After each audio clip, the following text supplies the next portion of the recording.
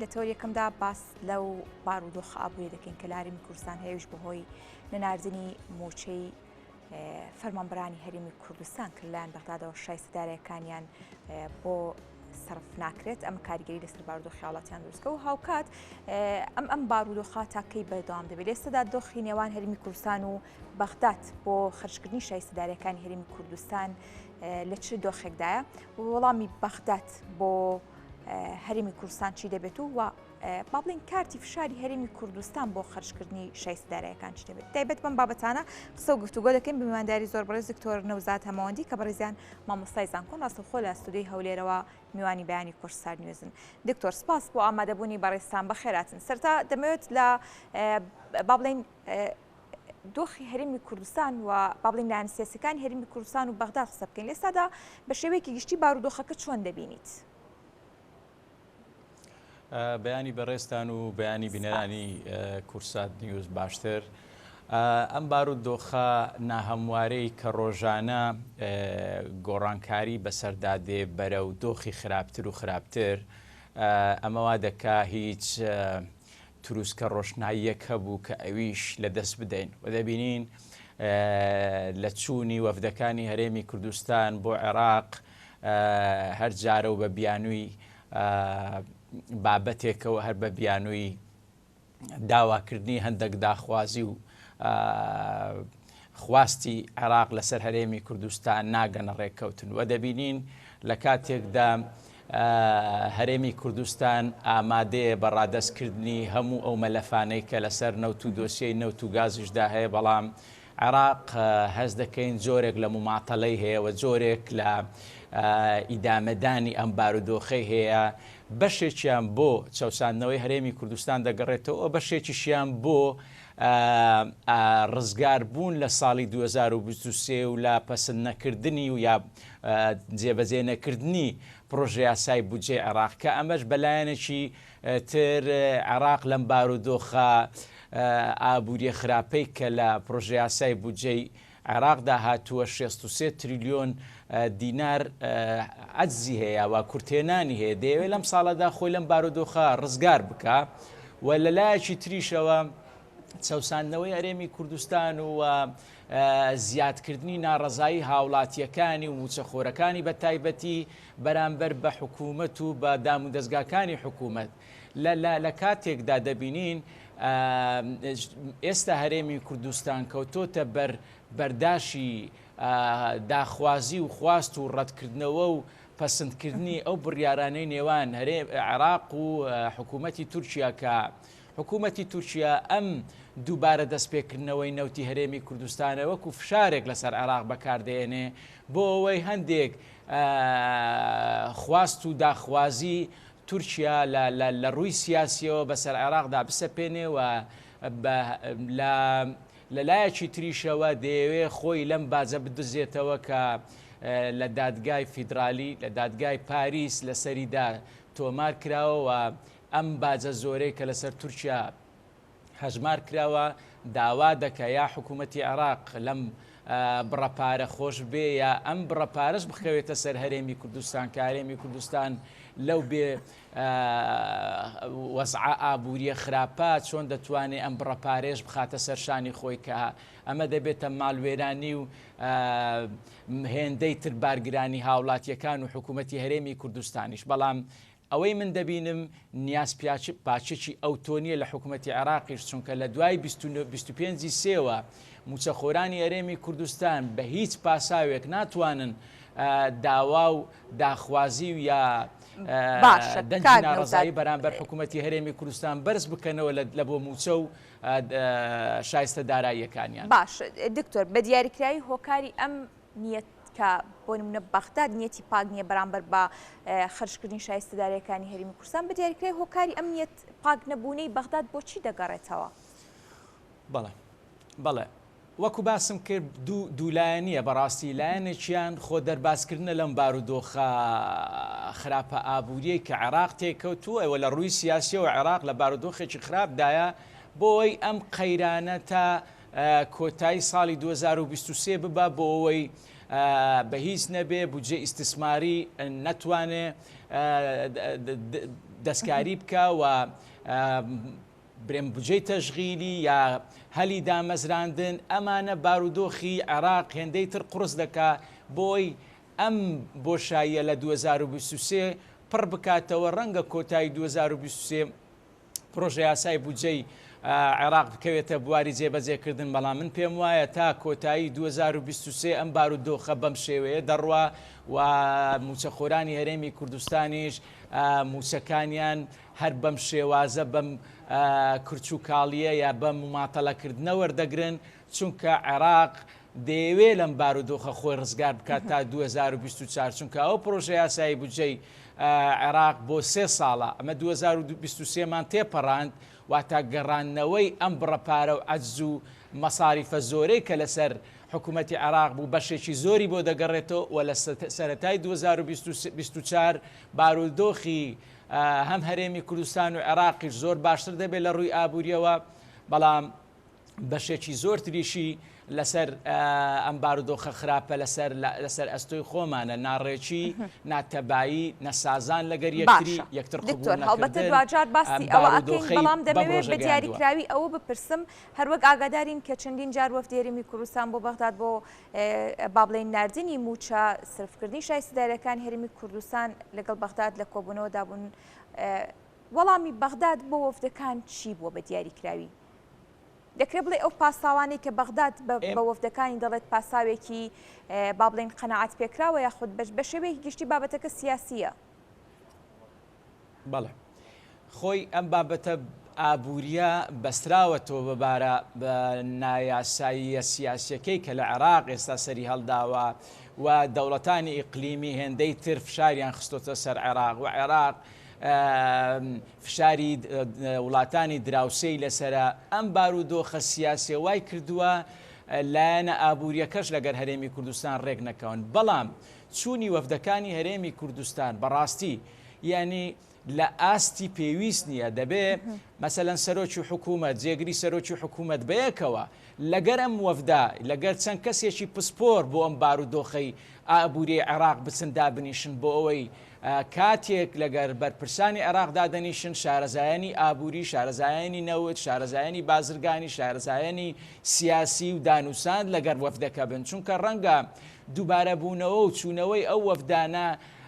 ئەم بارودۆخە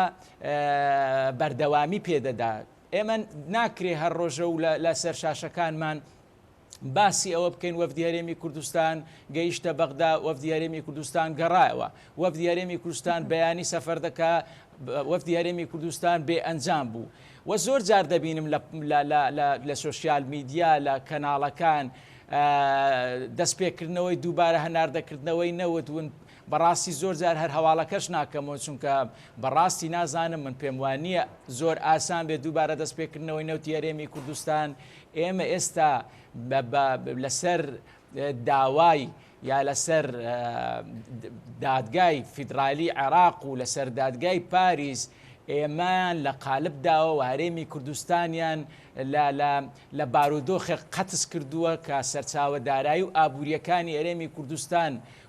لە ڕووی نەوتیەوە وشک کردووە و پێم وایە ئەگەر بەردەوامی لەم حالەتە هەبێ وای یەک دەنجی و کۆدەنجی لە هەرێمی کوردستان دروست نەبێ بەڕاستی ڕەنگە خاڵە سنووریەکانش بخەنە ڕچێفی خۆیان و ڕەنگە دەست بۆ سێکتەرەکانی تری دەسەڵاتی هەرێمی کوردستان ببن ڕەنگە بە بڕیارێک داخستنی مەتارەکانی یا فڕۆکەخانەکانی هەرێمی کوردستان و سلێمانی و هەولێر بە بڕیارێک ڕاگرن کە دەبینین پێشووتریش ئەم بڕیارانەمان لەلا نامۆنیە کەواتە هەرێمی کوردستان هێندەی تر دەکەوێتە بارودۆخی ئابووری خراپ و لە ڕووی سیاسیەوەش ئێمە ئێستا ئەو پەیوەندیە نێودەوڵەتیانەشمان لاواز بووە کە پێشووتر هەمان بووە بەڕاستی لە حالەتێکی زۆر لاواز چوینە سەر مێزی گفتوگۆ بەڕاستی لە حالەتێکدا نەکۆدەنجی نەڕێککەوتن و نەسازان لە بین ئەحزابەکانی هەرێمی کوردستان ئینجا چوینەتە سەر مێزی گفتوگۆ و دەبینین لێرە و لەوێ هەر جارێکمان کەسێک یا حزبێکی لایەنێک کەسایەتیەک دەچێت سەرۆک وەزیرانی عێراق دەبینێ ئەمە وا دەکا ڕوئیای حکوومەتی مرکزی بەرامبەر بە هەرێمی کوردستان گۆڕانکاری بەسەردابێ و ڕەنگە بە لاوازی سیرمان بکەن بەڵام ئەگەر وەفدی هەرێمی کوردستان فرە ڕەنجی بوو فرە دەنجی بوو و بە کۆدەنجی چوینە سەرمێزی گفتوگۆ لەگەر عێراق ڕەنگە باشە بارودۆخەکە باشتر ببە بەڵام ئەوەی لەسەر هەرێمی کوردستان و لەسەر حکوومەتی هەرێمی کوردستان ئێستا پێویستە کارتی فشاری کشانەوەی لە حکوومەتی عێراق بەڵام نەک بە بڕیارێک و یەکسەر کشانەوەی بە تەرەحکردنیان بابەتە و چاوەڕێ بکەیت. دکتۆر لایەنە کوردستانیەکان بە شێوەیەکی گشتی با بڵێن هەرێم چۆن دەتوانێت کارتی فشاری بەکاربێنێت بۆ دەربازبوون لەم بارودۆخە ئابووری کە ئێستا هەرێمی کوردستانی تێدایە؟ بەڵێ ئەم دانووساندنایە ئەو وەفدەی کە بۆ بارودۆخی ئابووری سەردانی عێراق دەکا دەبێت بگۆدرێ بە وەفدێکی باڵای حکوومەتی هەرێمی کوردستان و وەفدێکی باڵای حزبەکانی هەرێمی کوردستان چونکە ئێمە هەمومان لە باخیرەیەکین لە بەلەمێکین بەڕاستی ئەگەر بارودۆخی هەرێمی کوردستان تێک بچێت لە هەمومان تێک دەچێت بەبێ جیاوازی دەبێ ئەم وەفدێک لەسەر ئاستی باڵا بێ و لە ڕووی سیاسیەوە لە ڕووی ئابوووریەوە لە ڕووی ئەسکەریەوەش چونکە ئێستا دەبینین بارودۆخەکان بەرە و دژواری و شلەژانی تایفیش دەچی و نەتەوەیش دەچی ئەمە ئەم بارودۆخە ترسناکە نابێ ڕێگای پێ بدەن دەبێ بەر لەم کێشە سەرهەڵدانی ئەم کێشە و ئەم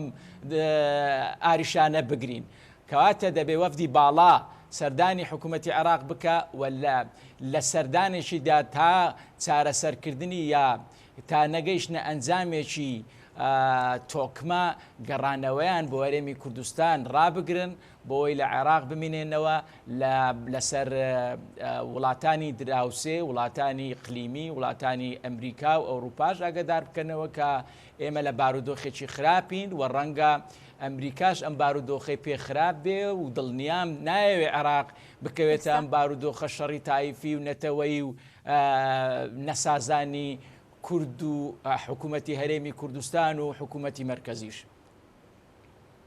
بەڵێ دکتۆر بە شێوەیەکی گشتی ئەگەر بێت و لایەنە کوردستانیەکان هەرێمی کوردستان ئەم ڕێکارانە بگرێتە بەر هیچ ئومێدێکی سەوز دەبیندرێت یاخود هیچ ئومێدێکی گەشت دەبیندێت بۆ تێپەڕاندنی ئەم قەیرانە یاخود با بڵێن نەناردنی شایستەدارەکانی حکوومەتی هەرێم؟ بەڵێ نەناردنی شایستەدارایەکانی هەرێمی کوردستان بەشێکی بۆ پەسەند نەکردنی پرۆژه یاسای بودجێ عێراق دەگەڕێتەوە. زۆر ڕاستی ئێستا زۆر جار سەرۆکوەزیران محەممەد شیع سوودانی بڕێک پارە بۆ هەرێمی کوردستان دەنێرێ بەڵام بە شێوەیە قەرز بە مە ناتوانێ ئەم پرۆژه یاسای جێگای خۆی بکاتەوە و داوای حکوومەتی مرکزی لە هەرێمی کوردستان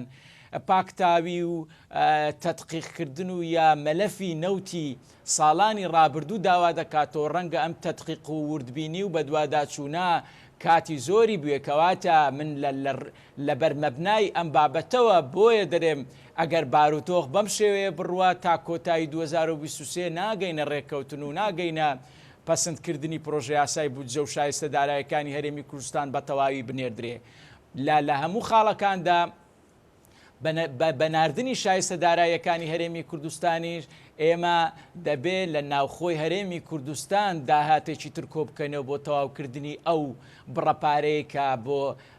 بودجەی تەشغیلی لە هەرێمی کوردستان ئامادەکراوە چونکە لەبیر نەکەین 500,000 موچەخۆری هەرێمی کوردستان لە لای حکوومەتی مرکزی بە نایاسایی لە قەڵەم دەدرێت بەڵام لەم ماوەیە کە ئابووری سربەخۆ ڕاگەیەندرا حکوومەتی هەرێمی کوردستان سربەخۆیانە خەڵکی دامەزراند و فەرمانبەرەکانی زیاد کرد لە شوێنە بۆشەکان و هەندێک لە ڕووی سەربازیەوەش خەڵکێکی زۆری دامەزراند. عێراق بە بیانووی ئەوەی کە حکوومەتی عێراق ئاگاداری ئەم دامەزراندنە دەیەوێت ڕاژەکانیان هەڵبۆشێنێتەوە یا موچەکانیان بۆ نەنێرێت بۆیە هەرێمی کوردستان هەموو کات باری لەنگە لە دابینکردنی موچە خۆران دەبێت لە ناوخۆی هەرێمی کوردستان لە خاڵە سنووریەکان لە ڕووی باجەوە لە ڕووی ڕسوماتەوە هەوڵ بدا ئەم داهاتە زیاد بکە بۆ ئەوەی موچە خۆرانی باقی کە عێراق بە فەرمی نازانێت بۆی دابینی بکات. بەڵام ئەگەر وەکو کارتێکی فشار بە کۆدەنجی بە یەکدەنجی هەموو ئەحزابەکانی هەرێمی کوردستان فشار بخەنە سەر عێراق بۆ ئەوەی ئاگاداریان کە کشانەوە لە پرۆسی سیاسی عێراق ڕەنگە گورزێکی گەورە بێ لە عێراق و ڕەنگە ئەوروپا و ئەمریکاش قبولی ئەم بابەتە نەکەن و پێم وایە دەبێتە کارتێکی فشار و کارتێک بۆ ئەوەی حکوومەتی مرکزی چاوپۆشی لە هەندێک بڕگە و بابەتی هەرێمی کوردستان بکا بۆەوەی جارێکی تر دەیان زاریت کە ڕەنگە بکەینەوە بارودۆخە بەڵام هەر هیچ نەبێ ئەم جارە لەم بارودۆخە ئابوووریە سەختە ڕزگارمان دەبێ و قۆناغێکی تر بەرەو پێشەوە دەچین. بەڵێ زۆر سپاس بۆ ڕوونکردنەوەکان، سپاس بۆ دکتۆر نوزاد ئەمەوندی کە بەڕێزان و مۆسای زانکۆ ڕاستەوخۆ لە هەولێرەوە لەگەڵمان بوون.